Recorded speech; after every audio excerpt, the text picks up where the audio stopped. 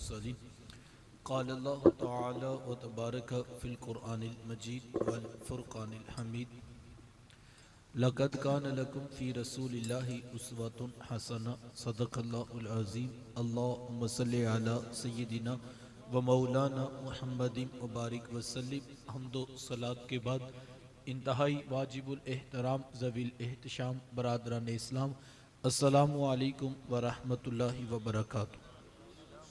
بتوفیق باری تعالیٰ مجھے اور آپ کو حضور علیہ السلام کے ذکر جمیل کی سعادت حاصل ہو رہی ہے. دعا ہے اللہ تعالیٰ میری اور آپ کی شرکت کا ایک ایک لمحہ قبول فرمائے اور قابل عمل باتوں پر توفیق عمل نصیب فرمائے. میں مختصر وقت میں لمحہ لمحہ آپ کی توجہ چاہوں گا اس دعا کے ساتھ کہ اللہ تعالیٰ میری زبان پہ کلمہ حق جاری فرمائے اور حضور علیہ السلام کی سیرت طیبہ کے ان روشن پہلوؤں پر عمل کی توفیقات عطا فرمائے. آپ جانتے ہیں کہ اللہ کے رسول صلی اللہ علیہ وآلہ وسلم کی جس وقت ولادت ہوئی تو 7 دن تک اپنی والدہ حضرت آمینہ سلام اللہ علیہ کا دودھ پیا. 8ویں دن یہ اعزاز دشمن اسلام ابو لہب کی کنیز سویبہ کو حاصل ہوا. اس نے حضور علیہ السلام کو دودھ بھی پلایا اور دیکھ بھال بھی کی. یہ چند دن کا دودھ تھا، یہ چند دن کی ہی دیکھ بھال تھی، لیکن میرے آقا نے سویبہ کے اس احسان کو بھی پوری زندگی یاد رکھا. مکے میں تھے تو میری ماں کہہ کے پکارا کرتے.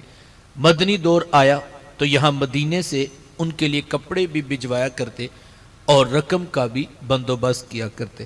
یہ ہے شریعت، یہ ہے سیرت جو میرے حضور لے کر آئے. میرے حضور تشریف فرماتے، دور سے ایک بوڑھی خاتون کو اپنی طرف آتے دیکھا. آقا کریم علیہ السلام کی نظر پڑی تو میرے محبوب اٹھ کھڑے ہوئے، میری ماں پکارتے ہوئے اور دوڑ لگاتے ہوئے ان کے قریب پہنچے.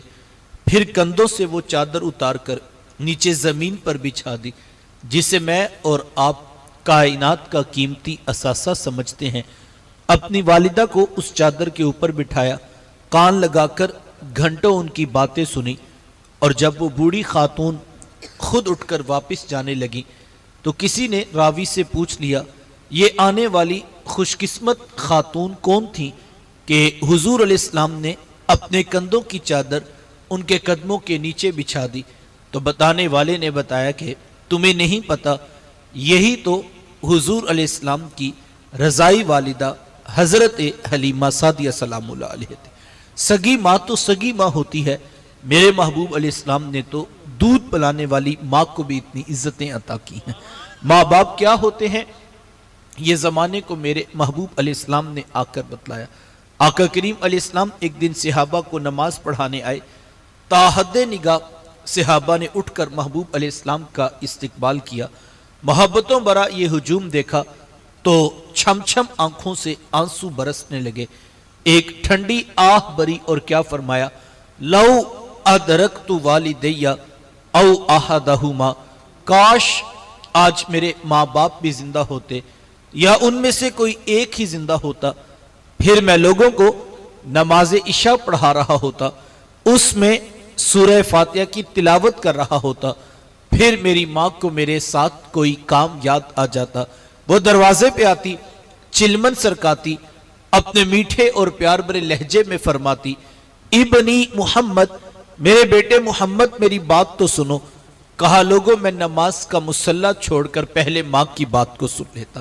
زمانے کو عملاً بتایا کہ ماں کا وجود کتنا معتبر ہوتا ہے. میرے حضور تشریف فرماتے ایک نوجوان حاضر خدمت ہوا، آ کر عرض کرتا ہے کہ حضور میں جہاد پہ جانا چاہتا ہوں. میرے آقا پوچھتے ہیں احی والدہ کا، کیا آپ کے ماں باپ زندہ ہیں؟ قال نعم، جی حضور زندہ ہیں. قال ففیہما فجاہد، فرمایا جاؤ ان کی خدمت کرو، یہی تمہارا جہاد ہے.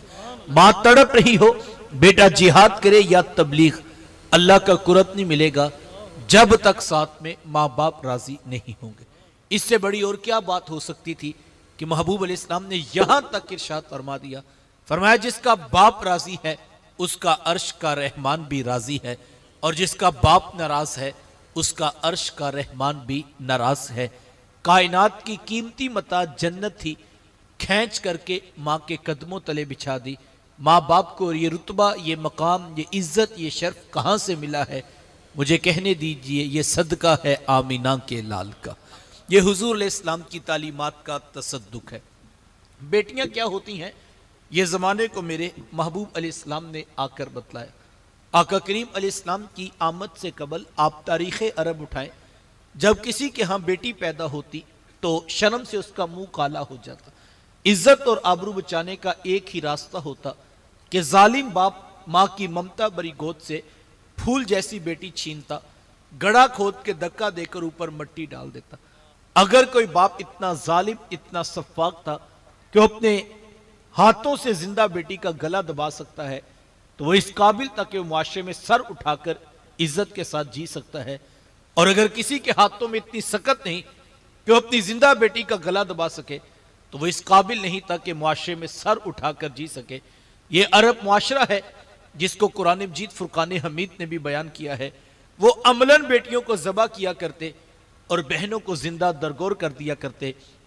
جس دور میں بیٹی ذبح کی جا رہی تھی، جس دور میں بہن زندہ درگور کر دی جاتی، میرے حضور اس دور میں کلمہ حق بلند کیا، اور حضور میں بیٹیوں کو ذبح کرنے والوں سن لو، فاطمہ تو بدعۃ منی، میری فاطمہ تو میرے جگر کا بھی ٹکڑا ہے۔ یہ کلمہ محبت بھی ہے، یہ کلمہ جہاد بھی ہے۔ دیکھیں آج میں یا آپ اپنی بیٹی یا بہن کے لیے کوئی پیار بری بات کہیں تو یہ بہت بڑی بات نہیں ہے۔ آج اس معاشرے میں بیٹی کی عزت ہے، آج اس معاشرے میں بہن کا وقار ہے۔ یوں ہی تو نہیں بوڑھا باپ اپنی جھکی ہوئی کمر پر بوریاں لاد لاد کے مزدوری کر رہا ہے کہ میں نے اپنی بیٹی کو عزت کے ساتھ رخصت کرنا ہے۔ جوان سال بائی فیکٹری میں اوور ٹائم لگا رہے ہیں کہ ہم نے بہنوں کو عزت کے ساتھ بیانا ہے۔ یار یہ باپ تو ذبح کرتا تھا، یہ بھائی تو زندہ درگور کر دیتا تھا، ان کے سینے میں اتنا کوٹ کوٹ کر پیار کس نے بھر دیا؟ جواب ایک ہی ملے گا، یہ فیض ہے آمینہ کے لال کا۔ یہ حضور کا صدقہ ہے کہ آج باپ کے سینے میں بیٹی کا پیار ہے، اور آج بھائی کی آغوش میں محبت بہن کے لیے موجود ہے۔ تو یہ اللہ کے رسول کی تعلیمات کا نچوڑ ہے۔ آقا کریم علیہ السلام ایک دن گھر تشریف لائے تو ام المومنین حضرت سیدہ عائشہ صدیقہ رضی اللہ تعالی عنہا عرض کرتی ہیں کہ حضور آج بڑا عجیب واقعہ ہوا۔ حضور میں عائشہ آج کیا ہوا؟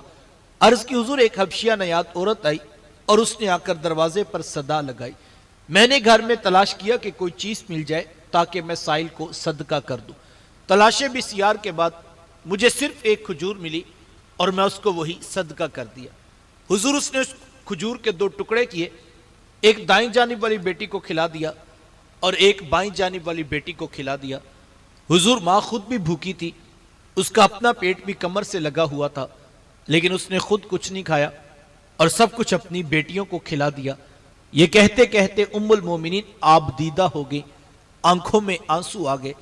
تو حضور میں سنو عائشہ، اگر کل قیامت کے دن ان بچیوں کی ماں کو جہنم میں جانے کا حکم ہو گیا تو یہی بیٹیاں درمیان میں آڑ بن کے کھڑی ہو جائیں گی کہ مالک ہم تو اپنی ماں کو جہنم میں نہیں جانے دیں گی، اللہ ان بچیوں کی سفارش قبول کر کے ان کی ماں کو جنت عطا کرے گا۔ کہاں بیٹیاں باعث شرم و ننگوار سمجھی جاتی تھی، کہاں بیٹیاں ہی دخول جنت کا سبب قرار پائیں۔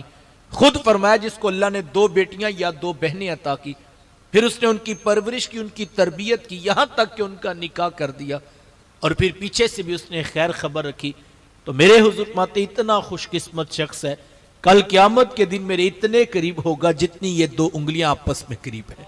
یہ اعزاز، یہ تکریم کس کو ملے گی؟ جس نے بیٹیوں سے وفا کی ہوگی۔ بہنیں کیا ہوتی ہیں یہ زمانے کو میرے محبوب علیہ السلام نے آ کر بتلایا۔ آپ جانتے ہیں آقا کریم علیہ السلام کی نہ کوئی سگی بہن تھی اور نہ کوئی سگا بھائی۔ میرے حضور در یتیم ہیں، لیکن جب رضاعت کا شرف عطا کرتے ہوئے میرے حضور حضرت حلیمہ سعدیہ سلام اللہ علیہا کے ہاں تشریف لے گئے تو آپ جانتے ہیں کہ ان کی ایک بیٹی تھی جن کا نام شیمہ یا شیمہ بتایا جاتا ہے۔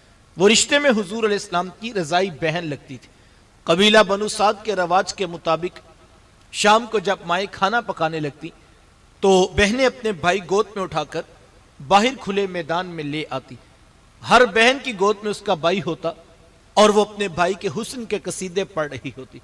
اگر کسی کے بھائی کا رنگ کالا ہوتا تو وہ کہتی رنگ کالا ہے تو کیا ہوا، میرے بھائی کے نقوش دیکھیے کتنے خوبصورت ہیں، اس کی اٹھی ہوئی ناک، اس کی جھیل جیسی خوبصورت آنکھیں تو دیکھو کتنی پیاری ہیں۔ تو وہ نقوش کو معیار حسن قرار دیتی، اور اگر کسی کے بھائی کا رنگ گورا چٹا ہوتا تو وہ کہتی جناب رنگ نہیں تو کچھ نہیں، حسن تو ہوتے ہی سارا رنگت میں ہے، میرے بھائی کا رنگ دیکھو کتنا گورا چٹا ہے۔ تو یہ بحث مباحثہ چل رہا ہوتا اور کوئی بہن بھی ہار ماننے کو تیار نہ ہوتی، اتنے میں ایک سمت سے حضرت شیمہ اپنا ویر محمد اٹھا کے لے آتی اور کہتی ذرا میرے ویر کا مقابلہ بھی تو کرو نا۔ تو وہ کہتی نہیں نہیں شیمہ، تیرے ویر کا مقابلہ تو نہیں نا، تیرا تو ساروں کا ہی سردار لگتا ہے۔ کتب میں آتا حضرت شیمہ کا سر فخر سے بلند ہو جاتا اور وہ حضور علیہ السلام کو سینے سے چمٹا لیتی اور دعا دیتی ربنا اب کیلانا محمدا، انشاءاللہ میرے ویر محمد کو نظر نہ لگے۔ آج میں دیکھ رہی ہوں بچوں کا سردار ہے، کل اپنی آنکھوں سے دیکھوں جوانوں کا بھی سردار بنے۔ زندگی کے لیل و نہار گزرتے گئے، حضرت شیمہ کی شادی ہو گئی۔ مدنی دور کی کہانی ہے، اور اتفاق یہ ہوا کہ جس قبیلے میں حضرت شیمہ کی شادی ہوئی، حضور علیہ السلام کے صحابہ کی لڑائی اور جنگ اسی قبیلے کے ساتھ ہوئی۔ ان کے کچھ بندے قتل کر دیے اور کچھ کو قیدی بنا کر صحابہ اپنے ساتھ لے آئے۔ عرب کے رواج کے مطابق قیدیوں کو چھڑانے کے لیے قوم کے سردار فدیہ اور فنڈ اکٹھا کرنے کے لیے نکلے، ہر دروازے پہ دستک دیتے اور فنڈ مانگتے۔ چلتے چلتے حضرت شیمہ کے دروازے پر بھی پہنچ گئے، دستک دی تو پوچھا کون؟ کہا قبیلے کے سردار ہیں، فنڈ اکٹھا کر رہے ہیں، تم بھی اپنا حصہ ڈالو۔ پوچھا یہ فنڈ کس لیے اکٹھا ہو رہا ہے، یہ رقم کی جمع کی جا رہی ہے؟ تو کہا کہ مدینے میں ایک شخص ہے، ادعائے نبوت رکھتا ہے، اس نے ہمارے لوگ پکڑ لیے ہیں اور ہم نے اپنے قیدی چھڑانے ہیں۔ تو پوچھا کہ اس کا نام کیا ہے؟ کسی کی زبان سے بے ساختہ نکلا محمد صلی اللہ علیہ وآلہ وسلم۔ ایک عرصے کے بعد حضور علیہ السلام کا نام سنا تھا، آنکھوں میں آنسو آ گئے۔ کہا انہوں نے تمہارے بندے پکڑے ہیں؟ کہا ہاں انہوں نے ہمارے لوگ پکڑے ہیں۔ کہا پھر فنڈ اکٹھا کرنا چھوڑو، صرف مجھے ساتھ لے چلو۔ کہا تم کیا کرو گی؟ کہا تمہارے قیدی چھڑا کے لاؤں۔ کہا تم ان کو جانتی ہو؟ کہا ہاں ہاں، تمہیں نہیں پتا، وہ میرے بچپن کے ویر اور بھائی لگتے ہیں، میں تمہارے قیدی چھڑا کے دکھاؤں گی۔ حضرت شیمہ قبیلے کے سرداروں کو ساتھ لیا اور حضور علیہ السلام کے خیمہ نوری کی طرف سفر شروع کیا۔ یہ وہ وقت تھا جب ادب کی آیات نازل ہو چکی تھی، خبردار میرے رسول کی آواز سے آواز بھی اونچی نہ کرنا ورنہ زندگی کی ساری کمائی غارت کر کے رکھ دوں۔ صحابہ ننگی تلواروں سے در حبیب پہ پہرا دے رہے تھے۔ حضرت شیمہ اس خیال سے کہ میں تو اپنے بھائی کو ملنے جا رہی ہوں، جب آگے بڑھنا چاہا تو پہرے داروں نے تلواریں سونپ دی۔ رک جا دیہاتی عورت، جانتی نہیں آگے کوچہ رسول ہے، آگے تو بغیر اجازت کے جبریل نہیں جا سکتے، تو کون ہے؟ روایت میں آتا ہے جب راستہ روک دیا گیا، تلواریں سونپ دی گئیں، تو حضرت شیمہ نے یوں ہاتھ سے تلوار کو جھٹک کے کہا خلو سبیلی وَعْلَمُوا انا اخت نبیکم، کہا میری راہیں چھوڑ دو، جانتے نہیں میں تمہارے نبی کی باجی اور بہن لگتی ہوں۔ یہ آواز کانوں میں پڑی، صحابہ کی آنکھوں پر بھی پلکوں کی چلمنے آگئی، نگاہیں نیچی کر لی، تلواریں پیچھے ہٹا لی۔ حضرت شیمہ پورے پروٹوکول سے حضور علیہ السلام کے خیمہ نوری میں داخل ہوئی۔ میرے حضور جب دور سے بہن کو آتے دیکھا، حضور اٹھ کر استقبال کیا، مرحبا خوش آمدید پیش کرتے ہوئے فرمایا میری بہن آج کدھر کو آنا ہوا؟ عرض کی حضور آپ کے بندوں نے ہمارے کچھ لوگ پکڑ لیے ہیں، میں ان قیدیوں کو چھڑانے کے لیے آئی ہوں۔ سنو بھائیو، اللہ کے رسول نے کیا ارشاد فرمایا؟ حضور فرمایا میری بہن تو نے آنے کی زحمت کیوں گوارا کی؟ تو گھر بیٹھے بھی پیغام بھیج دیتی، میں محمد تیرے کہنے پہ ہی ساروں کو چھوڑ دیتا۔ زمانے کو عملاً بتایا دروازے پر بہن کا آنا کتنا معتبر ہے۔ پھر چند جوڑے، کچھ گھوڑے، بہت سارا ساز و سامان، اور میرے حضور خود بہن کو چھوڑنے کے لیے دروازے تک تشریف لے آئے۔ صحابہ نگاہیں نیچی کیے، محبوب علیہ السلام کے ادب پہ کھڑے تھے کہ حضور میں صحابہ میں جب بھی قیدی چھوڑا کرتا ہوں پہلے تم سے مشاورت کیا کرتا ہوں، آج پہلا موقع ہے میں قیدی بھی چھوڑ رہا ہوں اور میں نے مشورہ بھی نہیں کیا ہے۔ عرض کی اے بندہ نواز، آپ مالک کل کائنات ہیں، آپ جو بھی چاہیں کریں، ہم کون ہوتے ہیں بھلا درمیان میں مشورہ دینے والے؟ لیکن حضور جی اتنا تو بتائیے آج کون سی خاص بات تھی کہ آپ نے مشورہ بھی ضروری نہیں سمجھا؟ حضور میں صحابہ آج میری دروازے پر میری بہن آ گئی تھی، اور جب بہنیں دروازے پہ آ جائیں اللہ کا رسول انہیں خالی نہیں موڑا کرتا۔ زمانے کو عملاً بہن کا رشتہ میرے محبوب علیہ السلام کی دہلیز سے ملا ہے۔ توجہ چاہوں گا میری آخری بات، جس دور میں بیٹی ذبح کی جا رہی تھی، جس دور میں بہن زندہ درگور کر دی جاتی، جس دور میں ماں جیسا رشتہ بھی منڈیوں اور بازاروں میں بک جاتا تھا، اس دور میں بیوی کی کیا حیثیت ہوگی؟ جبکہ آج کے اس تہذیب یافتہ دور میں بھی کچھ لوگ بیوی کو پاؤں کا جوتا خیال کرتے ہیں۔ یہ زمانہ جاہلیت کی باتیں ہیں۔ آقا کریم علیہ السلام نے ازواج مطہرات کے ساتھ جو حسن سلوک کی داستانیں رقم کی ہیں، زمانہ ان کی مثال نہیں لا سکتا۔ کسی کو میرے حضور حمیرہ کہہ کے پکارتے ہیں، کسی کے لیے بکری کا بچہ ذبح کرتے ہیں اور گوشت کے مختلف ٹکڑے ان کی سہیلیوں کے ہاں بیچتے ہیں۔ حضور کثرت کے ساتھ حضرت خدیجہ الکبریٰ رضی اللہ تعالی عنہا کا ذکر کیا کرتے۔ حضرت سیدہ عائشہ صدیقہ رضی اللہ تعالیٰ نے فرماتی ہیں کہ میرا جو ان سے رشتہ تھا ایک دن میری زبان سے بے ساختہ نکل گیا کہ حضور اللہ نے آپ کو بہتر ازواج عطا کر دی ہیں اور آپ ابھی تک اس بوڑھی عورت کو نہیں بھولے۔ فرماتی پھر حضور کے چہرے پر جلال آ گیا اور حضور میں اے عائشہ مجھے خدیجہ کے بارے تکلیف نہ دو، جب پورے مکے نے میرا انکار کیا تھا ایک خدیجہ تھی جس نے میرا اقرار کیا تھا۔ کہا میں اسے کیسے بلا سکتا ہوں جب زمانہ میری مخالفت کر رہا تھا، اور ایک خدیجہ تھی جو میرے سے محبت کی دعوے دار تھی۔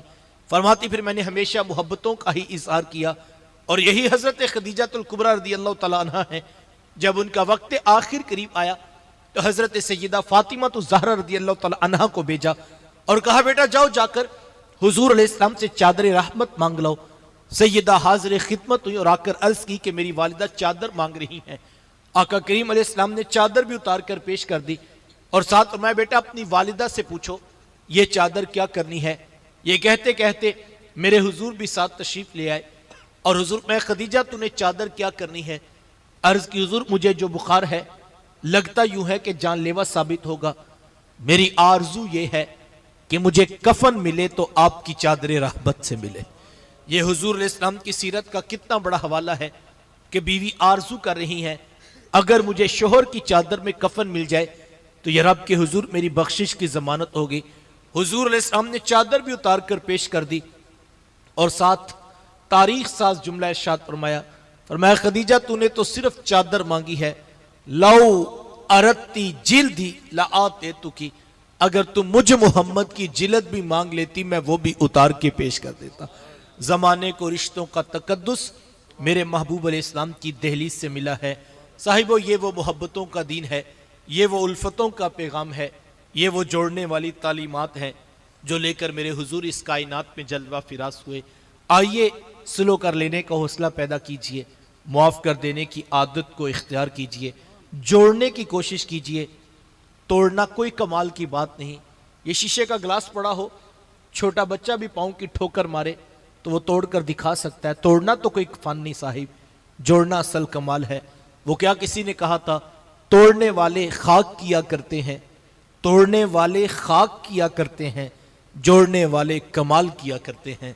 جوڑنا ہمارا فخر ہونا چاہیے، ہمیں جوڑنے کی ہمیں تاکید کی گئی ہے۔ ہمیں تو کہا گیا تم سے تعلق جو توڑے تم اس کے ساتھ جوڑو، جو تمہیں محروم رکھے تم اس کی جھولیاں بھر دیا کرو۔ جوڑنے والے بڑے لوگ ہوتے ہیں اور سلو کر لینے والے عظمتوں کے راہی ہوتے ہیں۔ آئیے معاف کر دینے کی عادت کو اختیار کیجئے، نفرتیں ختم کیجئے اور محبتوں کے بیج بوتے چلے جائیے، پیار کی شمع روشن کیجئے، سلو کر لینے کا حوصلہ پیدا کیجئے۔ اللہ کی بارگاہ میں دعا گو ہوں اللہ مجھے آپ کو توفیقات عمل نصیب فرمائے۔ وآخر دعوایا ان الحمدللہ رب العالمین۔ آپ اسی طرح تشریف فرما رہیے گا تاکہ محفل کا نظم و ضبط برقرار رہے۔ اللہ آپ کا اور میرا مل بیٹھنا اپنے رسول کے ذکر کے لیے قبول فرمائے۔ وآخر دعوایا